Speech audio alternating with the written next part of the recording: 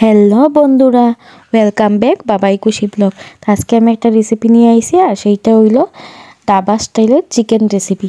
তো এখন এটার লিগে আমি দেখো কড়াইও বয়াই দিছি, আর কড়াই দিয়া সরিষার তেল, আর তেলটা গরম হইলে আমি এটার মধ্যে দিয়া দিব গোটা গরম মশলা। আর গরম মশলার মধ্যে যা যা থাকে দারচিনি, এলাচ, লবঙ্গ দিয়া দিলাম। এই যে তেলের মধ্যে তেলটা গরম হয়ে গেছে, আর আমি এখন এগুলি দিয়া দিছি।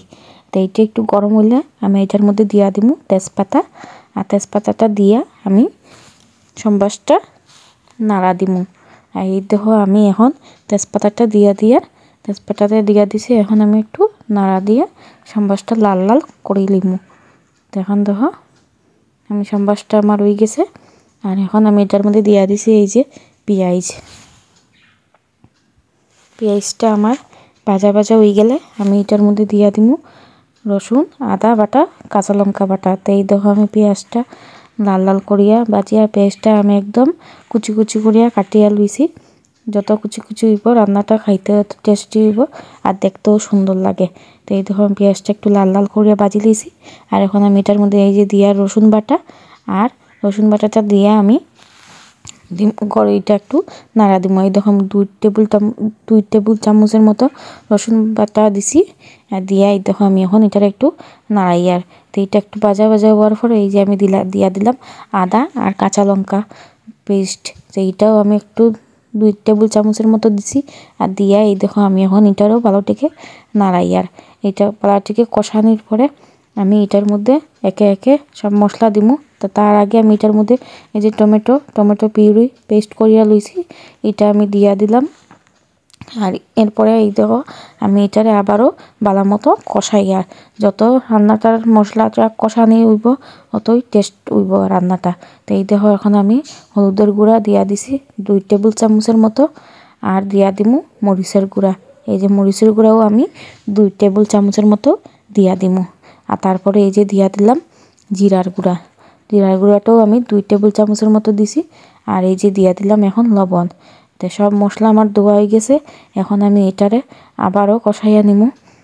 যত সময় না মশলার থেকে তেলটা বাইরিব তত সময় আমি এটারে কষাইতে থাকবো। তো এই দেখো আমার মশলাটা কষা নেওয়ার এখন আমি এটার মধ্যে দিয়া দিমু এই যে টক দইটা আমি ফেটাইয়া রাখছিলাম। এই যে ফেটানি টক দইটা দিয়া আমি আবারও এটারে মশলাটারে কষাইয়া দেখো যত সময় না আমার মশলার থেকে তেলটা বাইরিব অত সময় আমি এই দেখো বন্ধুরা মশলার থেকে তেলটা বাইরে গেছে। এখন আমি এই মশলার মধ্যে চিকেনটা অ্যাড করলাম। এই দেখো চিকেনটা আমি ভালো থেকে পরিষ্কার করিয়া ধুইয়া রাখছি। আর এই দেখো চিকেনের সাইজটা বড় বড় রাখছি, ছোটো আর করছি না, বড় বড় চিকেনের সাইজটা রাখছি। আর এটার যেহেতু দাবা স্টাইল হইব এর লেগে আমি এটার মধ্যে আর আলু অ্যাড করছি না। তখন এই চিকেনটা ধোয়ার পরে আমি এই মশলাটার লগে চিকেনটারে আবারও কষাইয়া এই দেখো ঢাকনা দিয়া দিলাম সিদ্ধ হওয়ার লেগা। আর আগুনটা আমি লো টু মিডিয়াম আঁচে রাখছি যাতে চিকেনটা ভালো থেকে সিদ্ধ হয়। তো এই দেখো আমি ঢাকনাটা খুললে আবারও কষাইয়ার আবারও এটারে ভালো থেকে নাড়াইয়ার যাতে দেখি চিকেনটা সিদ্ধ হয়েছে নি। তো চিকেনটা সিদ্ধ মোটামুটি হয়েছে 50% হয়েছে, আর 50% হওয়া বাকি। আর এই দেখো আমি গরম মশলাটাও দিয়া দিলাম। এখন দিয়া এই দেখো আমি আবার নাড়াইয়া দিছি চিকেনটা যত নাড়াইমো অতই স্বাদ হইব। এই দেখো আবারও টাকিয়া দিলাম। আর এখন দেখো আমার চিকেনটা প্রায় উইয়া আইছে, আমি আবারও নাড়াইয়া দেখি আর চিকেনটা সিদ্ধ হয়ে গেছে। আর এখন এটার মধ্যে আমি এই দেখো ধনিয়া পাতা বেশি করিয়া দিয়া দিমু। এটার মধ্যে আরেকটা জিনিস যেটা আমি একটু পরেই কইমু। আর এই দেখো ধনিয়া পাতাটা দিয়া বেশি করিয়া লইছি ধনিয়া পাতাটা দিয়া এখন আমি এটার মধ্যে অ্যাড করবো হইলো মেথি পাতা। এই যে মেথি পাতাটাই হইলো আসল ইনগ্রিডিয়েন্টস এই রান্নার মধ্যে। এই মেথি পাতাটা দিয়া আমি আবারও এটা নাড়াইয়া দিলাম। নাড়ানোর পরে এখন আমার রান্নাটা অলমোস্ট কমপ্লিট। এখন আমি রান্নাটা নামাই দিব একটা গামলা। তো এই দেখো বন্ধুরা কত সুন্দর কালার হয়েছে। আর এই দেখো আমার রেসিপিটা যদি আপনারা আমার ভিডিওটা ভালো লাগে প্লিজ লাইক শেয়ার আর সাবস্ক্রাইব করবা, আর পাশে থাকা বেল আইকনটি প্রেস করিয়া রাখবা যাতে করে আমার ভিডিও আপনার কাছে তাড়াতাড়ি পৌঁছায়। আজকের লিগে টাটা।